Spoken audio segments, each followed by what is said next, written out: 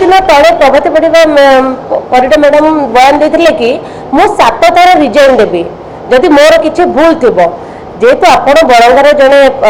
आपण से एरिया पाइकी आपण उपमुख्यमंत्री तो आपण केमिति एमिति कहि परिले आपण से 3 जन को केमिति घोड़े परिले फर्स्ट कथा जदि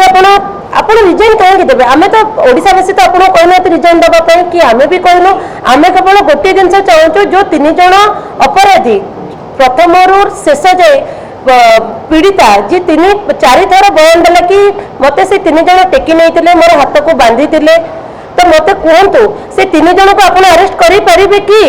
जदि हाँ ताले आप अरेस्ट करातु आप रिजाइन कहीं देवे आप कहीं भावुं आप शासन में आप कि भावुं आप रिजाइन करूँ आप आईन को स्ट्रंग करूँ ऑटोमेटिकली क्राइम बंद हो तो आप प्रथम आईन को स्ट्रंग करूँ अपराधी को सुजोग दिंतु अपराध करने से ऑटोमेटिकली बंद हो बस आज नारी न्याय तरफ यही मोर प्रसंग थिला।